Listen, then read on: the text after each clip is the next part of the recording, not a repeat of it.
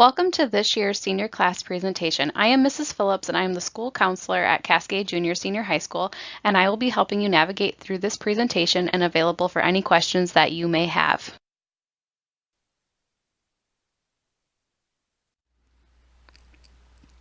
The agenda for this presentation is on your screen. I will cover a variety of topics that will be pertinent to helping all seniors be successful in their transition to their post-secondary plans. I would like to touch on some resources available to our seniors this year. We have a Career Learning Link program that some of our seniors are already involved with, and that is open to all seniors to join. We have a success coach that comes to Cascade High School weekly. Her name is Joni Knopp, and she works with seniors on opportunities for job shadows, internships, career coaching, event tours. So any student that's really struggling on, I'm just not sure where I want to be next year or what I want to do, she would be a great resource for you to connect with to help you figure out life after Cascade High School. Second, we have exploring programs that are offered through the Boy Scouts. They're open to students, male and female, ages 14 to 20. They are hands-on career exploration programs, and I highly encourage students to take advantage of these programs. They're local right in here in our area. Most of them are offered in Dubuque, but there's anything from healthcare to law enforcement to firefighting to marketing, all hands-on courses, and I've had really, really great feedback from students that have partaken in some of these programs in the past. Every senior received a copy of the Senior Handbook in their packet of information. The Senior Handbook is a month-by-month outline of things students can be doing throughout their senior year to ensure they meet graduation requirements and are successful with their post-secondary plan of transition. This speaks to college, workforce, and military-bound students. Again, this is a month-by-month outline of important dates and events throughout their senior year that they need to be looking ahead to complete to ensure that they transition out of Cascade High School and onto their future endeavors successfully. Each senior was asked to sign up for a small group meeting that will begin on September 16th. So students are asked to come to the counseling office. Their meeting date and time is on their folder. I asked them to be on time, but during this meeting, I will answer any questions that they may have, check for graduation credit requirements, discuss post-secondary plans, connect them with resources, and just look at courses, scholarships, again, anything that they may need to help them be successful throughout their senior year. I will also touch base with them again this winter and then later again this spring, but my door is always open to them too. They're welcome to come in at any time, but I just want to make sure we have some set checking points to help them make a smooth transition after graduation. Representatives from the military branches and colleges throughout the state of Iowa visit the counseling office throughout the fall. All seniors are encouraged to take advantage of these representative opportunities to get their questions answered and to make a plan on what they need to be doing throughout their senior year to ensure that if they choose to enroll in either the military or any of the colleges that they have all the necessary requirements met and are ready to make that commitment come this spring. So take advantage of these. Attendance will be taken, so I just ask that seniors make arrangements with their teachers ahead of time if they plan to attend, and again, take advantage of this opportunity that is right here in our building. Here is a listing of reps that are already scheduled, and there will be more added throughout the fall as they set up their meeting times to come to Cascade High School. We will also keep you posted with this information in the announcements and on the counseling office board in the cafeteria. I'm now going to talk a little bit about scholarships. Scholarships are a wonderful resource for seniors to begin looking into and applying for their senior year.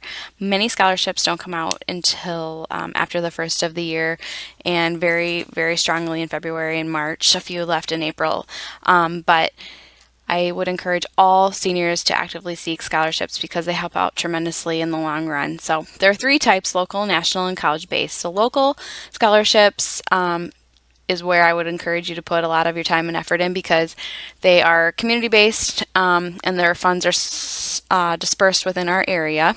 So your competition pool is much smaller. National scholarships, they're really competitive and usually merit-based.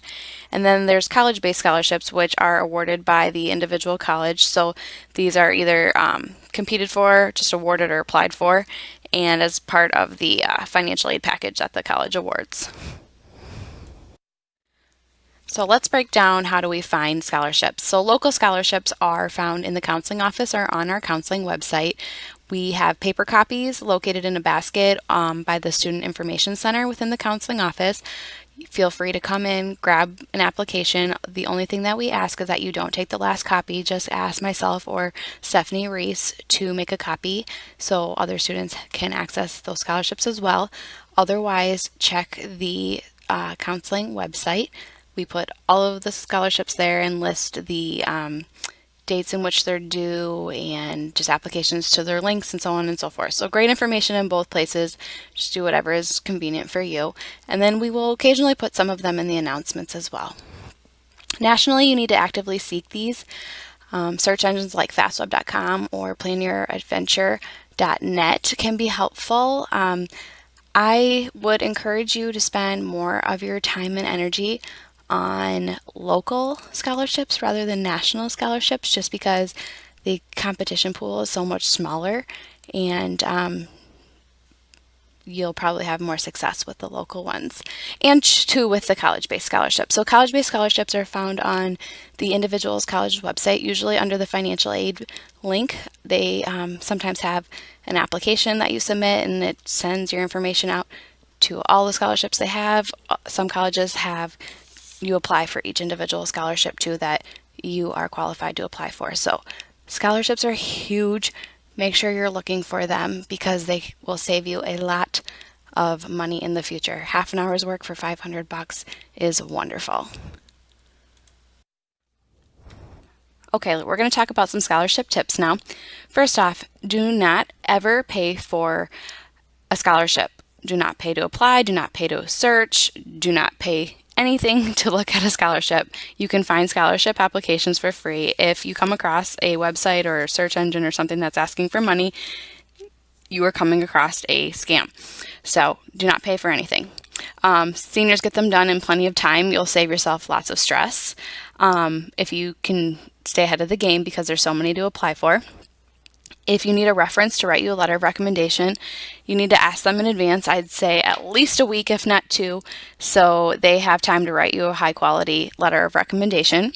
And then definitely type them. Do not ever handwrite them. If you have to reformat a scholarship, then reformat a scholarship. But that is an easy way for scholarships to weed out their applicants, is just by getting rid of those that are handwritten versus typed.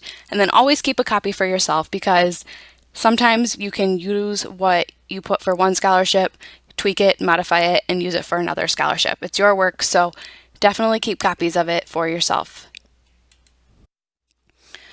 Every senior received a letter of recommendation request form within their packet of information.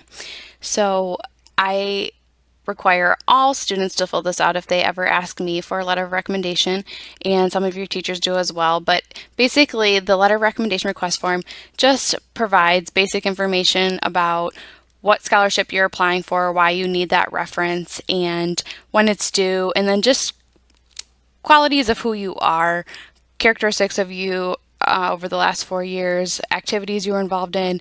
We have so many students, sometimes we can't remember all the great, wonderful things that you've accomplished over the last few years. So just providing this letter of recommendation request form helps your recommender write you an even stronger letter. So who can you utilize? Use your teachers, myself, principals, your employers. All of those people are good references for you. I would not use a family member. Actually, family members are usually prohibited. And give at least 1 week before the deadline. Again, at least 1 week, if not longer, so your recommender can write you a quality recommendation.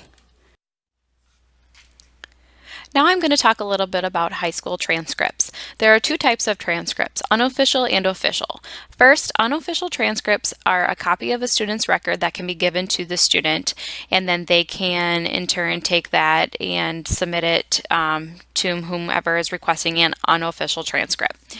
Official transcripts must be mailed directly from Cascade High School. Most institutions and scholarship corporations require official transcripts be mailed directly from Cascade High School to them. So how do you get an official transcript?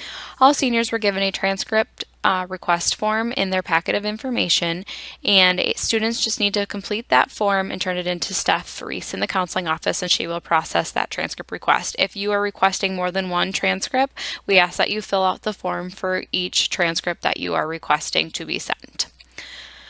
Now I'm going to talk a little bit about college transcripts. In the spring, it is the responsibility of each student to request a copy of their Kirkwood or NICC or both transcripts be sent from those institutions to the institution that is needing that official transcript. Legally, the high school cannot request those transcripts on behalf of the student. It has to be done by the seniors themselves. What I will do is give each senior a step-by-step sheet with directions on how to make that happen though, so how to request those transcripts directly from the community colleges. I've included a couple important dates to be mindful of for their senior year. So senior interviews begin on September 16th, like I said earlier, and will go through September 20th, but again, my door is always open to them. September 20th is the deadline to register for the ACT on October 26th, so I encourage students to apply to register for that test before the deadline, because after the deadline you have to pay a hefty little fee. And then October 1st, FAFSA filing opens up for fall of 2020.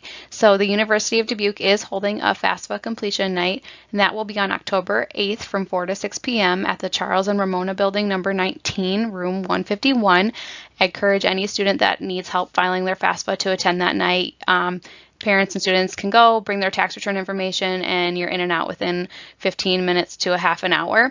Again, another ACT deadline is November 8th for the December 14th ACT, and then we have graduation on May 24th. So exciting stuff this year. There's lots of other things in between, but I just wanted you to make note of these few important dates. Now I'm going to talk about the Region Admission Index. This is a calculation that the University of Iowa, the University of Northern Iowa, and Iowa State University use to determine whether or not a student will be admitted into their institution. You can calculate your RAI score by going to regents.iowa.gov/RAI. Just remember that that is an unofficial calculation, and the Regent schools will determine your official score. But it is also a good tool to utilize for applications to other colleges to determine whether or not you think you would or would not be admitted to those as well. So how do they calculate that? They look at your ACT score, your cumulative grade point average, and the number of core courses you've taken in high school. And the easiest way to boost your RAI is by taking more core courses. So if you are a senior that calculates this and you're slightly under, let's get in and adjust your schedule to boost that RAI score by adding more core courses throughout your senior year. Another note is when applying to these institutions, you self-report all your courses, but self-report them as semester-long courses instead of trimester courses. These Regent schools know that this is how we do this because our curriculum is taught at a semester's length, but within a trimester setting, and you're not falsifying your reports. And if you need your college course names and numbers, they are available in your folder, but also in the counseling office or on our website. So for example, when you self-report Composition 1, it goes in as ENG 105. I have all of that documented on a chart for you in your folder again, and on the website and in the counseling office. The Iowa Public University's application portal is a tool for students that wish to apply to more than one of the three Regent schools, Iowa State, Iowa, or UNI. You can follow the link below to apply, and what you do is you fill out one application and you can choose to have it sent to one, two, or three, all three of the schools. You fill out the application once, and it doesn't mean that you have to apply to all three schools, but it gives you the option to fill out only one application and have it potentially sent to three schools, and it just saves you time not having to fill out multiple applications. You still have to pay the application fee though to each of the schools that you want it sent to. Transfer in Iowa is a website that is useful for students that want to see how the college credit classes that they've taken in high school transfer to the three regent schools, so Iowa, Iowa State, or UNI, and whether or not the classes that they've taken fulfill different requirements for them. So spend some time on that website, and if you have any questions, please let me know.